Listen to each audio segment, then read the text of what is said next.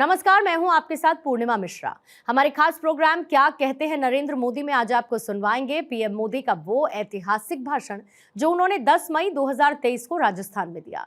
अपने भाषण में प्रधानमंत्री ने कहा कि आज हमारा पूरा देश स्वास्थ्य सुविधाओं के ट्रांसफॉर्मेशन से गुजर रहा है।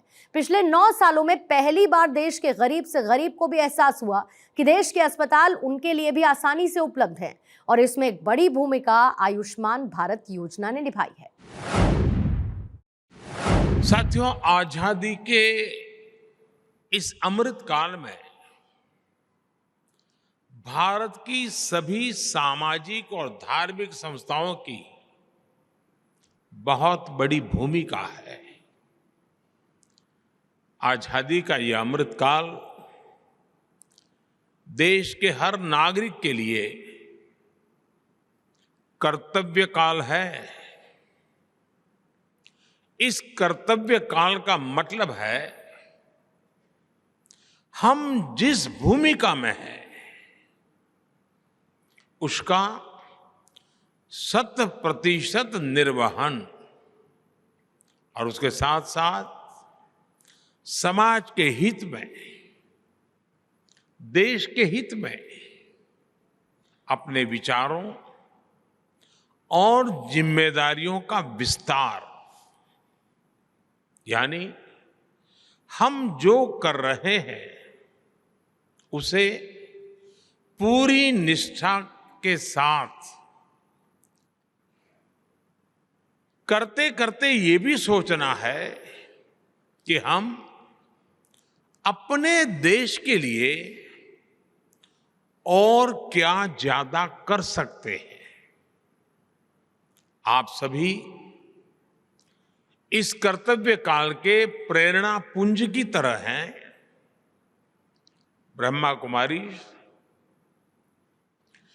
एक आध्यात्मिक संस्था के तौर पर समाज में नैतिक मूल्यों को मजबूत करने के लिए काम करती है, लेकिन साथ ही आप समाज सेवा से लेकर साइंस, एजुकेशन को प्रमोट करने, सोशल अवेयरनेस बढ़ाने के लिए भी पूरी तरह समर्पित है।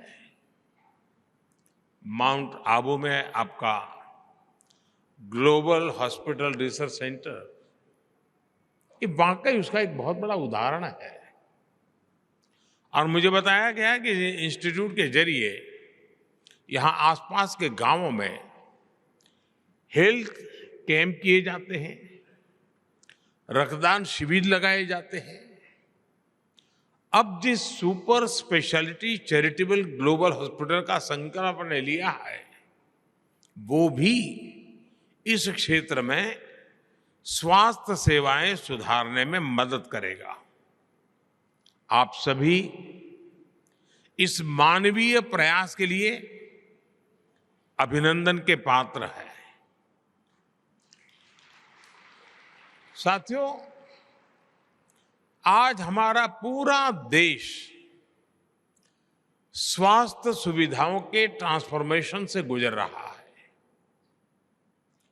पिछले 9 वर्षों में पहली बार देश के गरीब से गरीब को भी एहसास हुआ है कि देश के अस्पताल उसके लिए भी आसानी से उपलब्ध है।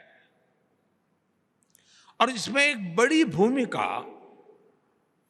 आयुष्मान भारत योजना ने निभाई है। आयुष्मान भारत योजना ने सरकारी नहीं, प्राइवेट अस्पतालों के दरवाजे भी गरीबों के लिए खोल दिए हैं। आप भी जानते हैं कि इस योजना के तहत 5 लाख रुपए तक के इलाज का खर्च सरकार उठाती है। इस योजना का लाभ देश के 4 करोड़ से ज्यादा गरीब उठा चुके हैं। अगर आयुष्मान भारत योजना न होती तो इसी इलाज के लिए उन्हें 80,000 करोड़ रुपए अपनी जेब से खर्च करने पड़ते हैं। इसी तरह जन औषधि केंद्रों पर मिल रही सस्ती दवाइयों की वजह से भी गरीब और मध्यम वर्ग के 20,000 करोड़ रुपए बचे हैं। और मैं हमारे ब्रह्म कुमारी संस्थान की जितनी इकाइयां देश के गांव-गांव में हैं, अगर आप लोगों को ये जानकारी दें कि सरकार की तरफ से ऐसे जन औषधि केंद्र चलते हैं, स्टैंडर्ड दवाइयां होती हैं, लेकिन बाहर जो दवाइयां आपको 100 रुपये में खर्च होता है, यहां आपको 10-15 रुपये में मिल जाती है। आप कल्पना कर सकते हैं गरीबों की कितनी सेवा होगी। तो हमारी सभी इकाइयां, हमारी सभी ब्रह्मा कुमार हो या ब्रह्मा कुमारी हो, वे लोगों में ये जागरूकता लाएं। और देश में स्थान स्थान पर ये जन औषधि केंद्र बने हुए हैं। आपके संपर्क में आए हुए लोग आपको हमेशा आशीर्वाद देंगे। अब जैसे किसी परिवार में बुजुर्ग व्यक्ति है, डायबिटीज की बीमारी है, तो उसको दवाई के पीछे जो खर्चा होता है 1200, 1500, 2000 रुपये तक हो जाता है। लेकिन इसी जनऔषधि केंद्र से अगर वो दवाई लेगा तो उसको शायद वो खर्चा 1500, 2000 से कम होकर के 100 रुपया हो जाएगा। उसका जीवन में बहुत बड़ी मदद होती है। यानी इस बात को आप हर दूर पहुंचा सकते हैं। साथियों, आप सभी इतने वर्षों से स्वास्थ्य के क्षेत्र से जुड़े रहे। आप भली भांति जानते हैं कि हेल्थ सेक्टर की एक चुनौती डॉक्टरों, नर्सों और मेडिकल कर्मियों की कमी भी रही है। पिछले 9 वर्षों में इसी कमी को सुधारने के लिए भी देश में अभूतपूर्व काम हुआ है। पिछले 9 वर्षों में औसतन एवरेज हर महीने एक नया मेडिकल कॉलेज खोला है। 2014 से पहले के 10 सालों में 150 से भी कम मेडिकल कॉलेज बने थे। बीते 9 वर्षों में देश में 300 से अधिक नए मेडिकल कॉलेज बने हैं।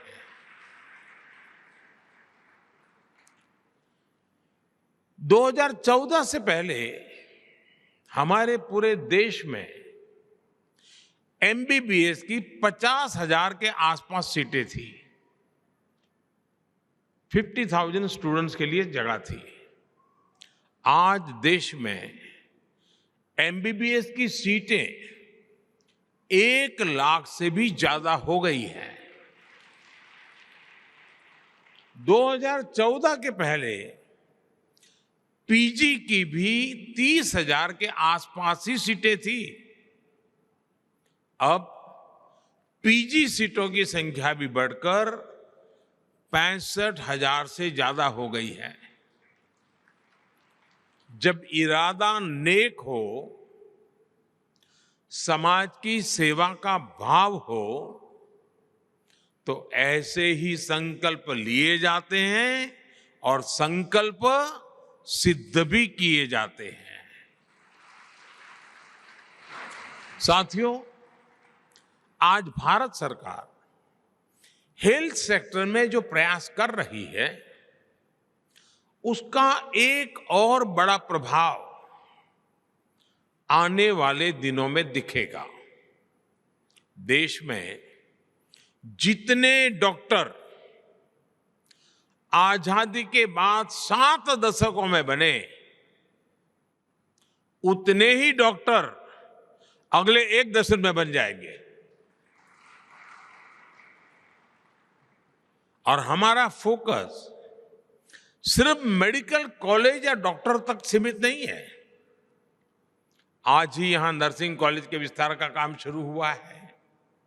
भारत सरकार भी नर्सिंग के क्षेत्र में भी युवाओं को नए अवसर दे रही है।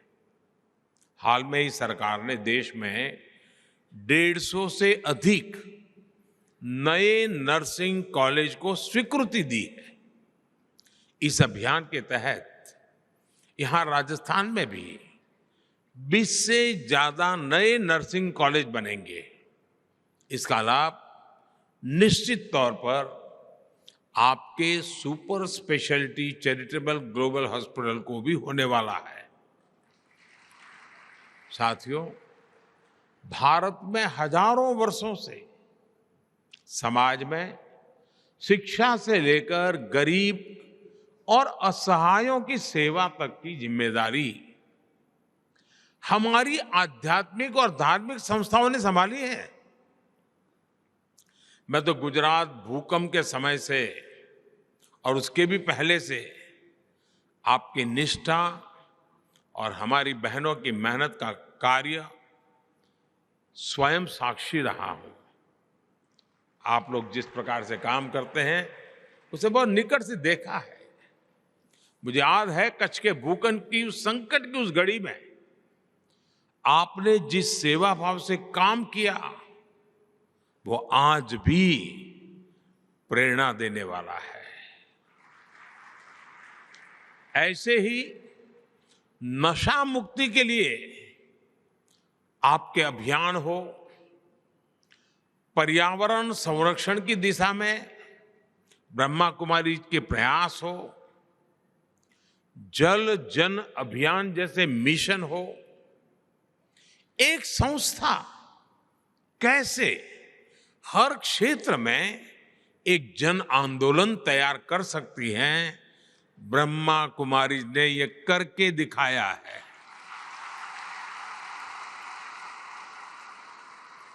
विशेष रूप से मैं जब भी आपके बीच आया हूं, मैंने देश के लिए आपसे जो अपेक्षाएं की हैं, उन्हें पूरा करने में आपने कभी भी कोई कमी नहीं छोड़ी है। आपने जिस तरह देश भर के आजादी के अमृत महोत्सव से जुड़े कार्यक्रम आयोजित किए, जब आपने पूरी दुनिया में योग शिविरों का आयोजन किया, जब दीदी जानकी जी स्वच्छ भारत अभियान की ब्रांड एम्बेसडर बनी, जब सभी बहनों ने स्वच्छ भारत की कमान संभाल ली, तो इससे कितने ही लोगों को देश के लिए काम करने की प्रेरणा मिली है। आपके ऐसे कार्यों ने ब्रह्मा कुमारी में मेरे विश्वास को और भी कई गुना कर दिया है। लेकिन आप जानते हैं कि जब विश्वास बढ़ता है तो अपेक्षाएं भी बढ़ती हैं,